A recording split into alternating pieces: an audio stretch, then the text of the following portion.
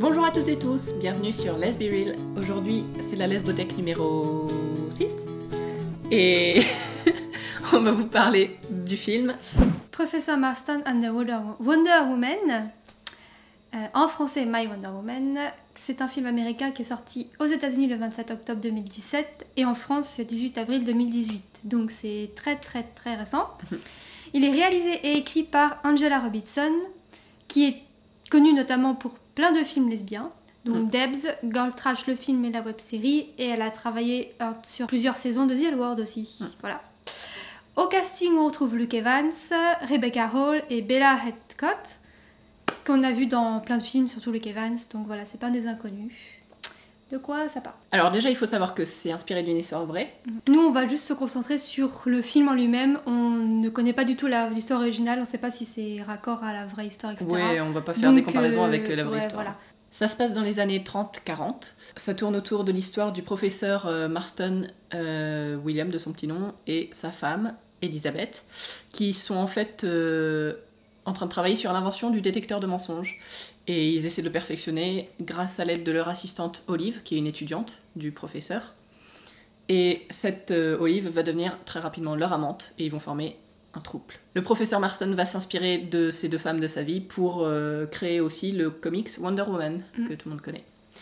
Et donc le film se concentre sur le développement de leur relation et comment vivre en couple dans les années 40, quoi. Pour ce qui est de notre avis, on fait d'abord les points positifs. Ouais. Du coup, ce qu'on a bien aimé, c'est que c'est un sujet qu'on n'a jamais vu, c'est-à-dire vivre en troupe dans ces années-là, en fait, dans les années 30-40, où c'était... C'est toujours tabou aujourd'hui, ça c'est sûr, mais ça l'était encore plus dans ces années-là. Oui. Déjà, la sexualité tout court dans ces années-là, c'était vachement... Du coup, c'est un sujet original. L'idée du trouble en soi, elle est bien amenée. On voit les difficultés qu'ils ont dans leur vie, etc. C'est pas tout beau tout rose, en mode on est heureux, etc. Ils ont plusieurs difficultés tout au long de leur vie, c'est pas des difficultés qu'au début ou qu'à la fin. On voit la jalousie, des malaises, etc. C'est vraiment... une difficulté à le vivre au quotidien. C'est difficile à assumer et même à rentrer dedans, malgré les sentiments naissants et tout. Même à l'accepter parce que... ils ont été éduqués d'une certaine façon, etc. Il y a plusieurs scènes de sexe dans ce film. À chaque fois, ils sont tous les trois, je crois. Notamment la toute première, elle intervient assez tard dans le film, je crois vers le milieu. Mais franchement, c'était une bonne scène de sexe, bien haute, bien filmée, c'était très esthétique, c'était un peu artsy. Il y avait une belle lumière, des belles ombres et tout. Un autre point positif, du coup, la musique dans l'ensemble du film est plutôt sympa. Du coup, les points négatifs. Alors, tous les films en ont, oui. Quand même. Donc, le premier gros point négatif pour moi, c'est vraiment le non-vieillissement des personnages au cours du film, alors que ça se passe sur plusieurs décennies. Les acteurs, on les voit pas vieillir d'un poil, ils ont pas essayé de les maquiller, on les voit toute leur vie pareil, alors qu'ils ont... Ils changent juste leurs vêtements, en fait, pour les rendre plus âgés, plus vieux, mais sinon, il y a pas de cheveux blancs, rien. Bah oui, c'est ridicule. On commence au tout début du film, elle est étudiante, et après elle travaille et tout, ils ont une petite vie... Qui se déroule devant nos yeux, mais ils ne changent pas. Ils ont la même tête à la fin qu'au début, et vraiment, c'est un peu maladroit pour un film qui pourtant est maîtrisé sur plein d'autres aspects. La toute première scène de sexe entre les trois, elle est pas extrêmement réaliste quand même. Non. Parce que elle a lieu dans un endroit particulier, alors qu'il y avait plein de malaise et tout, juste quelques minutes avant. D'un coup, ils sont tous très sûrs d'eux, limite ils ont fait ça toute leur vie, ils savent très bien comment faire l'amour à trois, ou je sais pas, alors qu'on sait qu'ils l'ont jamais fait. On sait que Olive, elle a jamais embrassé d'autres femmes avant, c'est la première avec qui elle fait l'amour et tout. Ça devient très naturel quoi, pour quelque chose qui juste avant les mettait mal à l'aise. C'est ça. Alors... c'était beau, c'était hot, mais pas très réaliste. Ah ouais, non, pas très réaliste. Le regard du spectateur est surtout focusé sur Elizabeth et Olive, donc les deux femmes. Et le mec, William Marston, il est pas mal en spectateur jusqu'à même la fin de la scène. Donc ça fait un peu... L'homme, il est voyeuriste dans cette scène et pas très participant, alors que c'est leur relation à eux trois. Et du coup, je sais pas, ça me faisait un effet un peu bizarre. Voilà. Moi, d'un point de vue lesbien totalement égoïste, je suis contente qu'on ait vu plus les deux femmes ensemble que l'homme. Mais je comprends ton point de vue. Ouais, souvent, il y a un plan sur les femmes, puis après, il y a un plan sur lui qui les regarde, et ça faisait très... c'est fait pour exciter les hommes, et c'était un peu malsain, un petit peu, je sais pas. C'est parti pour les... spoilers. Du coup, un truc qu'on a bien aimé. Je vais beaucoup dire truc qu'on a bien aimé. Ce qu'on a vraiment bien aimé. Ouais, c'est que ce film, il montre de l'amour vraiment entre les 3 personnes. C'est pas plus entre les 2 femmes, ou plus entre la femme et l'homme qui sont mariés au début, ou plus entre la jeune et le mec, et quoi. Elles sont pas spécialement liées par l'homme, elles s'aiment elles aussi entre femmes, et voilà, c'est vraiment les 3 s'aiment. Et on le ressent bien. Et voilà, c'était beau, et c'était Équilibré. une vraie relation équilibrée, quoi. Il faut savoir aussi dans ce film que, un petit peu après la moitié du film, il y a le thème du sadomasochisme qui arrive, et qui après prend quasiment toute la place dans le film. Ouais. Personnellement, je le savais pas. J'avais pas compris Non, que ça non plus. parlerait de ça. Ça m'a peut-être un peu saoulée dans le sens où c'est pas un thème qui me passionne. Ouais. Et puis vous, si ça vous trigger ou quoi, il y a des cordes et du fouettage et tout. Ouais. Voilà. Ça, Ça peut être un peu hardcore pour certaines personnes. Une scène, moi, que j'ai vraiment adorée, c'est la scène du pique-nique à l'école de pilotage. Surtout la partie où William et le petit ami à l'époque de Olive sont partis faire autre chose, et où on voit juste les 2 femmes sur la petite couverture de pique-nique qui parlent entre elles. Donc certes, elles parlent beaucoup de l'homme, du professeur, mais je trouve que c'est le premier moment où on sent vraiment une connexion entre les 2 femmes, seules. Parce qu'à chaque fois, il y a William au milieu, et c'est toujours autour de tous les 3.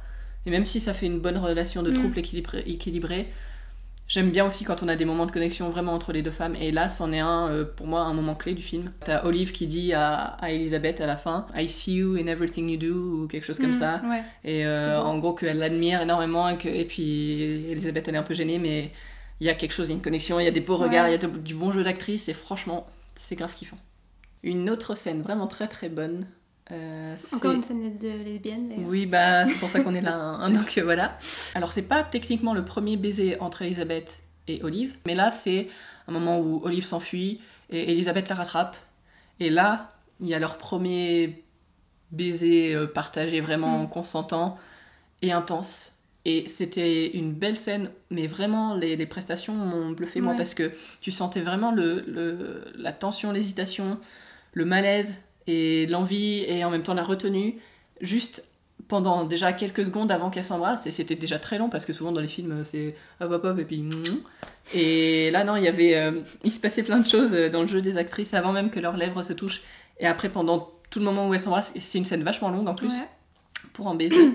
Il y a encore tout ce désir et cette lutte chez les 2. Et ce baiser est malheureusement interrompu par l'homme. On était un peu dégoûtés voilà. pour le coup.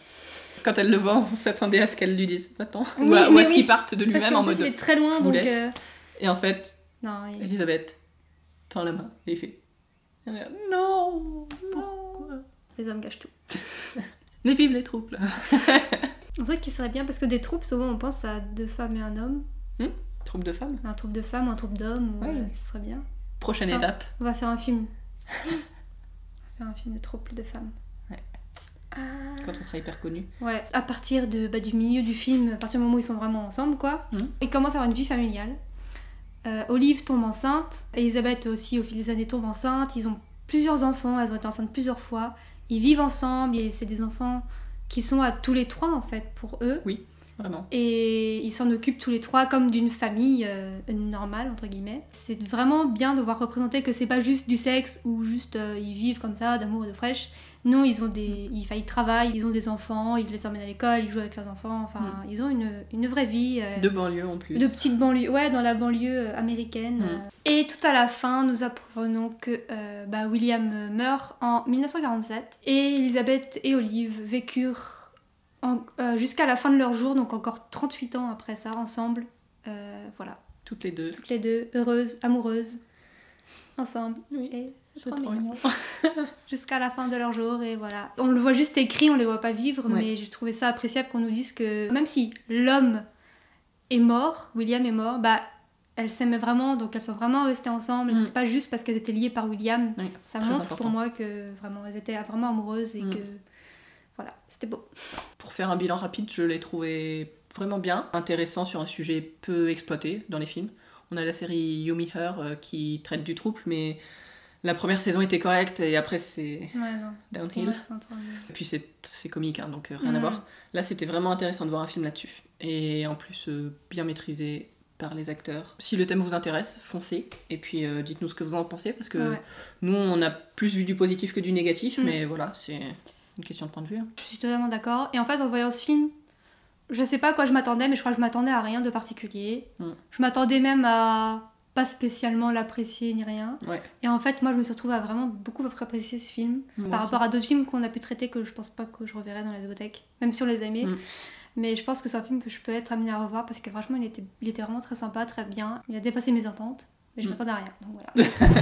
Dites-nous dans les commentaires si vous avez apprécié, ou si vous comptez le voir, ou si on vous a donné envie de le voir peut-être. Likez, partagez, suivez-nous sur Twitter, sur Facebook.